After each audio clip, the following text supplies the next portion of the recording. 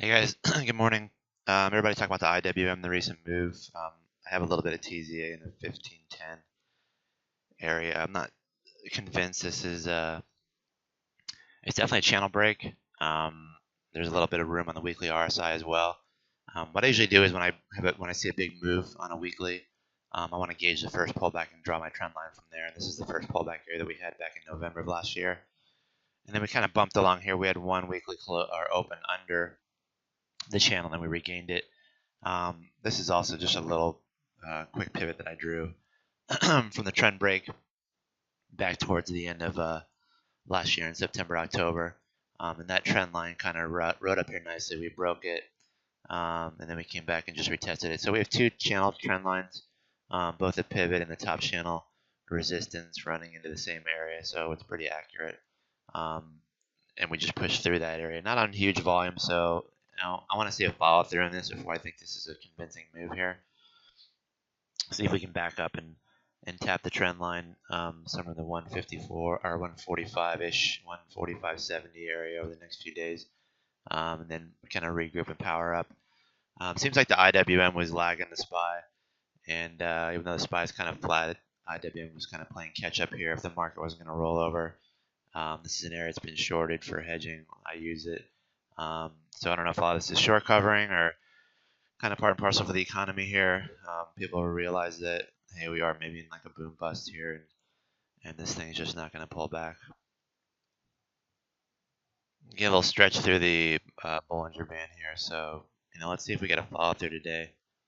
Obviously not a huge positive move in the morning. We're just barely up, and I think SPY and the diamonds are a little bit flat to down. And this is what I mean by, I don't know whether it's a longer term breakout from such a high area here in the market. I kind of look at this as an overbought area where we need to settle in from the V. It's hard to get 3 weeks in a row without some type of flattening out. We've seen it traditionally. 1, 2, 3, start to kind of gradually grind higher. 1, 2, 3, you have a doji reversal. 1, 2, 3, start to gradually climb. 3 weeks here, you do get to pop up, but that's the overbought. You have to kind of settle back in. So if we push through the overbought line here and kind of find a common touch on the weekly candles, I mean, we're pretty close right there to hitting another little top, in my opinion. A push through there would probably cause another pullback consolidation. So is it a breakout on the daily 1-year chart? I guess so. Is it a breakout on a long-term weekly? I don't think so. I think it's still contained. You might have a little bit of wiggle room here. Kind of coincides with the RSI, a little bit of wiggle room. So I wouldn't go crazy here chasing this and going, buying TNA, backing up the truck on that. Interesting move in our CAMT. I still have 1,000 shares of this. Once again, simple chart, tails and wicks on the weekly is fine. We kind of started this downtrend reversal, back in, we can get above this line back in September 18th. I guess we made a run at it a couple weeks ago, and now we just kind of pushed through there on a close. So interesting move. The volume's not tremendous. Probably coming into a little bit of horizontal resistance here from the fade and the drop off back in July. So it's not going to be an easy move. Once again, we're looking at weeklies, but no doubt, a little bit of an interesting move on this channel that we're seeing here. At least on a longer term perspective, I kind of like it. So continue to hold my CAMT.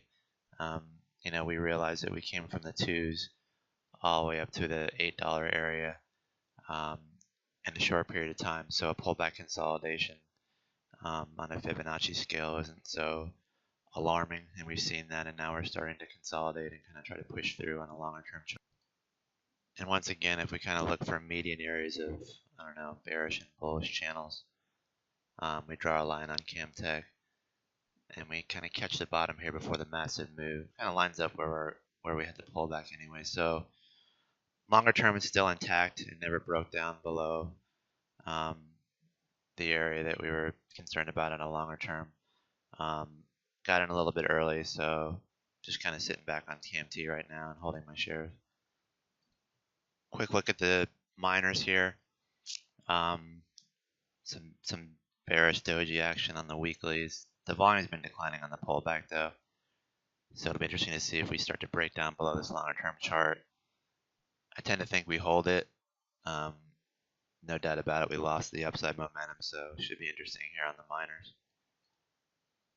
I'd like to see us close this week back above 33.80. I think we're going to be in a little bit more of an issue with the miners here.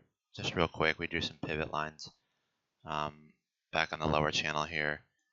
That momentum line was lost, and then we had the directional change here from the upward move we had, so we broke down. We went back up and we pushed through it a few times, and then you have your failure here, and then a lower low on the weekly. And then we get back up, and that same line becomes a line of, a bull-bear battle going on. Two closes right pretty much on the line, and then you start to take off from there. That's the kind of the line that we wanted to at least see hold, and we opened up below it on a weekly back in the beginning of, let's see, these are daily, so this is actually a daily. I apologize. We opened below it back on, I guess that would be Monday, or late last week, Thursday. That would be Friday, Monday, Tuesday, Wednesday. So on Friday of last week, we opened below it, but then we were able to regain that line. Then we had the break to the upside, and now we're kind of failed back down below it again. So that's a problem right here. We need to get back above that 33.80, 33.90. We're a little green in the pre-market, but we need to see something more significant and get back above that line. We're probably going to go down and retest the low 33. We're literally right at some resistance in pre-market here, right around 33.75. So a close above 33.85, I would say, would be a little bit helpful and constructive.